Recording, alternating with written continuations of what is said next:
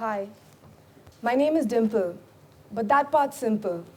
What comes after spans a slightly greater range. See, I could tell you I'm passionate about education. I think it's the only weapon we need to leave in the hands of the next generation. I could tell you I'm clumsy. There's 47 stitches on this body, so all the local nurses know me. And my favorite flavor of ice cream, bubblegum, in case you were wondering. I am the biggest couch potato, but I did almost go pro in a sport or two, or four. I'm also quite shy, not really sure why. From a very young age, every time I get on stage, my palms get sweaty. My weak arms get heavy, Sorry. As much as I'd like to finish that rhyme, I realize we don't have the time. You've said hello to me, and I've said hi to you. So logically, you ask, what do you do? A question that reveals just enough to give you an idea that's rough, so you can paint me using the standard 7-color vocabulary.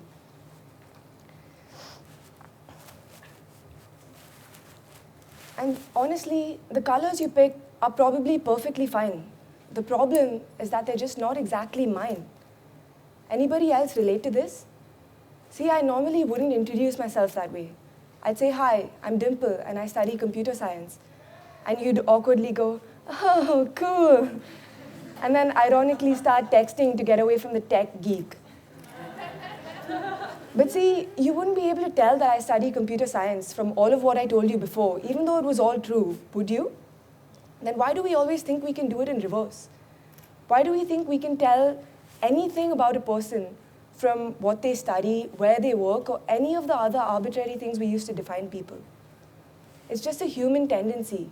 We like to define things and people so that we recognize them and we're comfortable with them. Computer scientist, philosopher, these are stencils. And we need to realize that we don't have to use them. You don't have to pick from the options already available.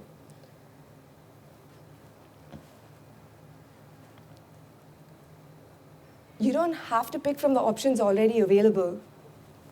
Ask questions, don't use full stops.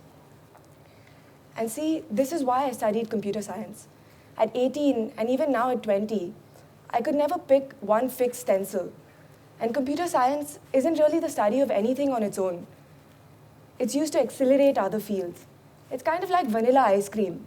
It's fine on its own, but it only becomes interesting when you add hot chocolate fudge or rainbow sprinkles. See, computer science doesn't sound so bad anymore, does it? I see the world as an endless buffet of toppings. And this buffet uses the currency of time and interest, and the latter is limitless. So grab as much as you can of whatever you'd like and create something special. And once you do, bring it along and join me at the party. It's computer science and philosophy's 10th anniversary. They remember building artificial intelligence in nursery, but it wasn't always this easy, you see.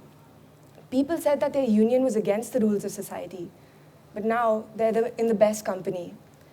Their party was catered by their good friend, molecular gastronomy, and the lighting was perfect thanks to physics and photography.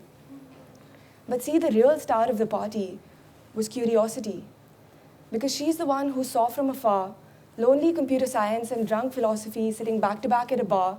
She bought them both a drink and went clink. And see, curiosity is a curious thing because she lives inside us all. But we cage her by building wall after wall, hoping it'll give us some kind of safety from the blank canvas of ambiguity. And so we start to draw lines, the self-defining kinds. And if you ask me, that's absurd because obviously the lines are blurred. We are a spectrum of light. Dividing us into 7 colors just isn't right. Why do we label ourselves when we are whiteboards? We're remarkable. This system is broken and old. So let's stop trying to fit the mold and start trying to mold a system in which we can all just be our full selves in whole HD. So what am I asking you to do? Start the revolution. Just be whoever you want to be. Forget the expectations of society. Thank you.